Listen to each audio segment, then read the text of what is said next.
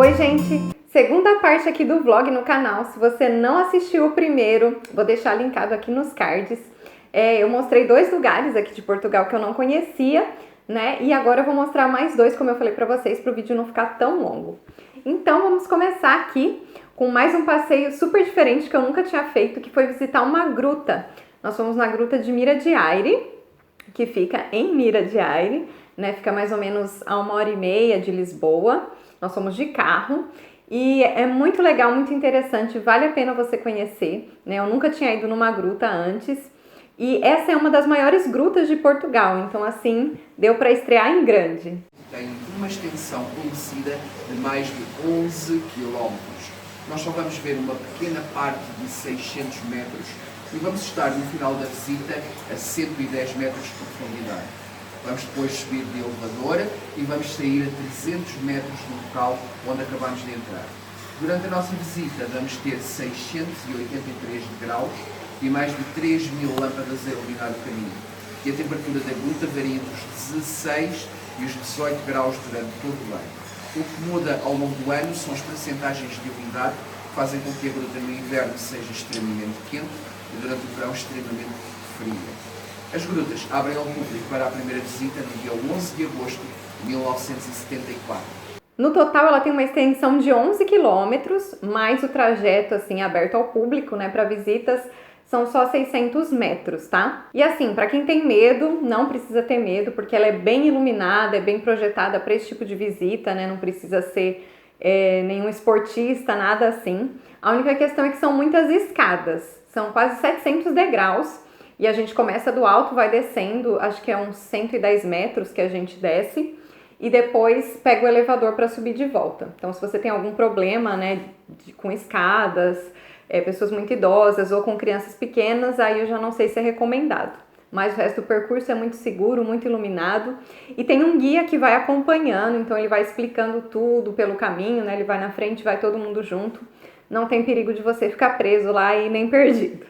Eu espero que vocês consigam ver um pouco das imagens aqui, porque lá ficava um pouco escuro. E não sei se vai dar pra ver, mas no blog vocês podem conferir mais imagens que eu fiz com a câmera, que tem uma qualidade melhor. É muito bonito.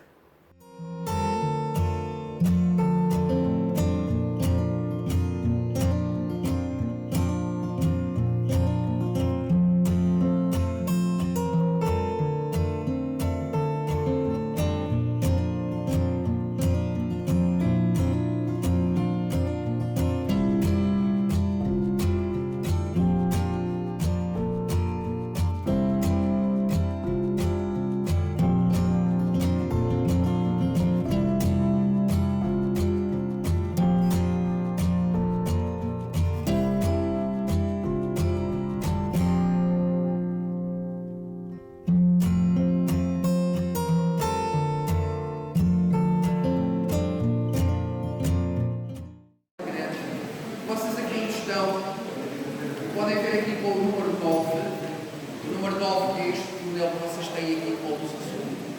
Este túnel que aqui está com a luz azul é a passagem natural para todo o resto da gruta. É chamado túnel do púlpito e é atravessado pela primeira vez em 1949.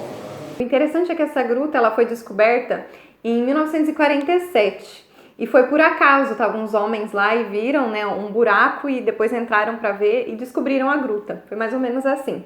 Lá no início eles mostram um pouco da história, de como foi. E depois, né, desde esse tempo eles têm investigado, têm descoberto cada vez novas coisas dentro da gruta, mas sempre preservando a natureza. Então, tem esse cuidado, né? O mais interessante de ver são as estalactites, que são aquelas formações, né, de cima para baixo, e a estalagmite, que é a de baixo para cima. Então elas são formadas ali milhares de anos e dá pra gente, né, imaginar assim quanto tempo tá aquilo ali embaixo, né? A gente não tem a noção, né, da grandeza da natureza. Aqui temos a maior e a mais velha estalactite da gruta. Começa lá no cimo da luz vermelha e desce até à luz verde. Esta estalactite mede 8 metros e calcula-se que tenha 80.000 anos. É a maior e mais velha estalactite de toda a gruta. Resumidamente, né, essas formações elas são feitas porque aqui, né, a maioria das montanhas, né, é muito calcário. Então nessa região mesmo não tem rios, né, são vários montes.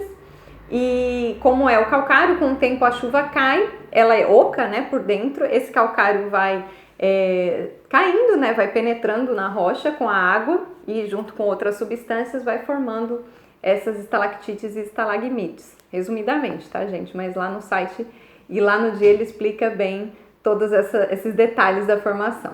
O valor dessa visita é em torno aí de 7 euros, eu acho que deu uma aumentadinha com a virada do ano. Mas assim, tem todo esse acompanhamento. Lá também tem uma área interessante para as crianças, tem alguns animais, algumas explicações sobre plantação, né? Principalmente crianças da cidade que nunca viram, não conhecem. Então é legal, tem uma parte assim voltada para isso, né? Ali mesmo, enquanto você aguarda a entrada para a visita. E também tem um restaurante, tem alguns alojamentos, né? Se você tiver de viagem, quiser passar um fim de semana lá. No verão também tem um parque aquático, é um valor à parte, né? Mas tem um parque aquático, algumas piscinas com tobogã que dá para usufruir. E dentro da gruta também tem um espaço para eventos, né? Eu tava vendo até no site, teve até casamento já lá dentro, então dá para reservar para eventos. Tem degustação de vinho, porque lá também num espaço, como a temperatura tudo é favorável, eles têm alguns vinhos lá, mas aí tem que ser visita agendada, né? Reservada, em um grupo de pessoas. Então, assim, é muito amplo, né? Eles têm usado bem o espaço investido e aberto mesmo para o turismo, né? Então, fica bem acessível aí, se você estiver vindo para Portugal, tentar dar uma passadinha por lá.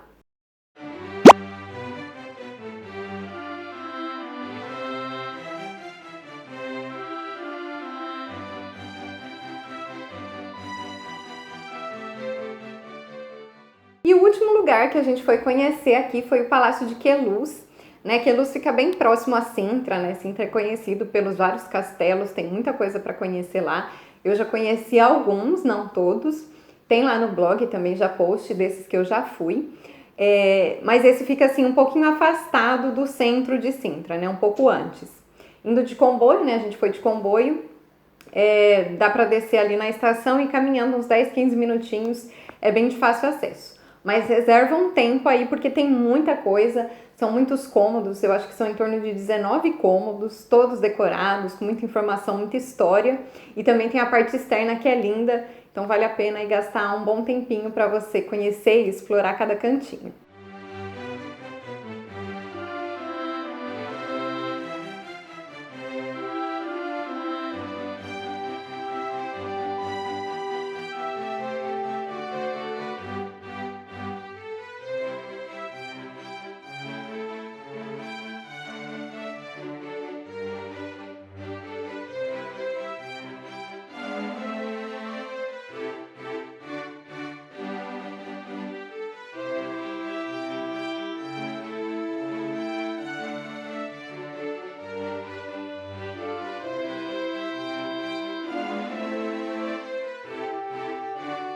Resumindo um pouquinho da história desse palácio, ele foi construído no século XVIII e ele foi assim criado, né, primeiramente como um palácio de entretenimento, né? Tinha muitos eventos, muitas coisas ali, não era a moradia fixa da família real.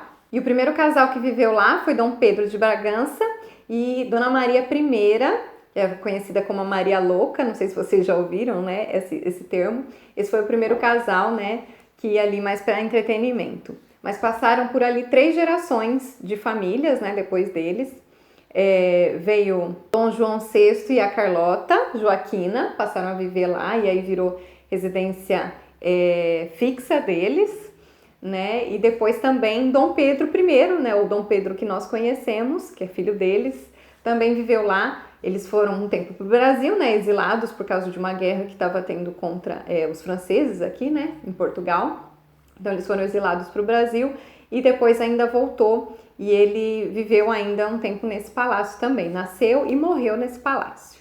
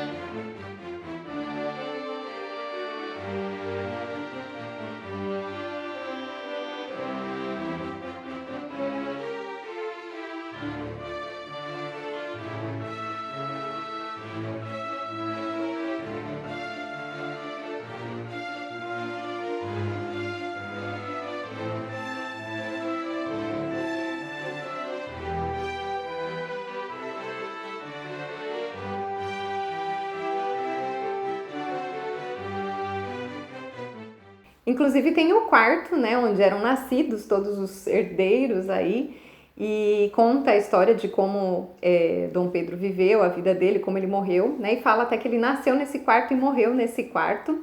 Aqui, inclusive, interessante, ele é conhecido como Dom Pedro IV, não é o nosso Dom Pedro I, tá? E a decoração ali, as pinturas, é todas com cenas de Dom Quixote. É interessante. Inclusive, todos os cômodos, né, são muito pintados, tem muitos quadros. E é legal porque faz a gente, né, imaginar como era a rotina das pessoas naquela época, como elas se vestiam, como era a vida delas. Ajuda a nos transportar ainda mais, né, no tempo, ali com toda a história, tudo que se passou dentro daquele palácio. Também tem um outro cômodo muito interessante, que ele tem o teto, assim, parecendo uma colmeia, e ali mostra, assim, um pouco da história do chocolate, como chega aqui o chocolate. Também veio com a exploração, né, de outras nações, trazida pelos espanhóis, né, que eles conquistaram o povo asteca, da onde veio o cacau, o chocolate, e foi trazido para Portugal. Então mostra ali também os novos hábitos, né, primeiro era o chá, depois o café e o chocolate. Então foi introduzido mais ou menos nessa época, né, o gosto pelo chocolate, e a gente mantém até hoje. Então é bem interessante não conhecer essa parte da história. Mais um dia de passeio. Hoje a gente veio aqui em Queluz, no Palácio de Queluz. Já visitamos a parte interna, muito bonita. E agora vamos passear aqui pelo jardim, que também é enorme. Vale muito a pena a visita. Esse daqui é pago, são 10 euros. E você também pode escolher visita com áudio, tem bastante explicação. Eu vi algumas pessoas fazendo visita guiada, mas a gente foi só passeando mesmo. Agora vamos explorar aqui o jardim. E agora passando para os jardins, que também são lindos, né? Tem uma parte, o Canal dos Azulejos, e na história conta que ali passa, né, o Rio Jamor, então eles fechavam as comportas, formava ali aquele canal, passeava de gôndola. Então, para você ver como era bem rico, era um espaço de entretenimento, tinha muita coisa para eles fazerem. Tinha até jaulas, né? Achei muito engraçado. Jaulas de animais exóticos que eles guardavam ali dentro, né, na parte do jardim. Então era também uma exibição, um espetáculo, né, para as pessoas verem os animais, com leões, animais grandes mesmo, eles tinham ali em jaulas. Que linda aqui a fachada. Ali tem uma fonte. Aqui também tem a fonte dos azulejos, mas essa tá sem funcionar.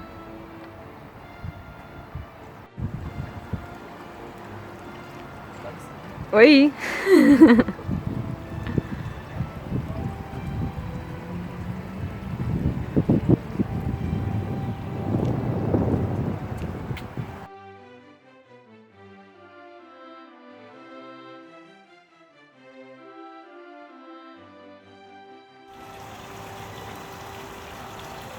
Que lindo aqui. Muito gostoso esse palácio. E o brother.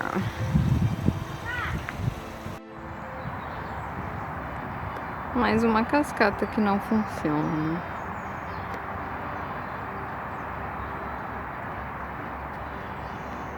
Hashtag chateada. Também vi que tinha uma parte que era o jardim botânico, mas quando a gente foi estava em reforma, então não tinha o jardim botânico. Também tem muitas estátuas, né? Algumas são de chumbo e elas são meio pretas assim, mas na história fala, né, que talvez elas eram brancas ou douradas para simular mesmo, como se fossem pedra, né, outro material. E também tem as de mármore que eram trazidas da Itália, né? Isso também era muito comum, principalmente com as pessoas de grande poderio. E aqui também toda essa possibilidade, né, dessa criação toda foi porque a irmã de Dom Pedro de Bragança, né, que foi o primeiro a fazer toda essa remodelação, ela morreu, então assim, ele ficou com toda a herança, todo o dinheiro, ele investiu mesmo no palácio para ser esse espaço mesmo pomposo, né, com muita coisa, muita informação, aquele rococó, tem a capela lá dentro, tudo muito bem elaborado, e eles faziam festas, eventos grandes ali, né, para toda a nobreza, para todas as pessoas ricas da época. Se você andar ali pelo jardim, for explorar, lá no fundo também tem uma estrebaria onde tem uns cavalos. Eu acho lindo o cavalo, amo. E a gente passou por lá, tinha alguns, né, fazendo os barulhinhos deles. É muito bonitinho. E eu acho que ali, se não me engano, eles têm aulas de cavalgar, né? Tem um espaço que é reservado para isso. Um espaço, acho que agora é público, não tenho certeza. Mas na época, né, do palácio, eles também usavam esse espaço para os cavalos, que era o meio de transporte deles, né?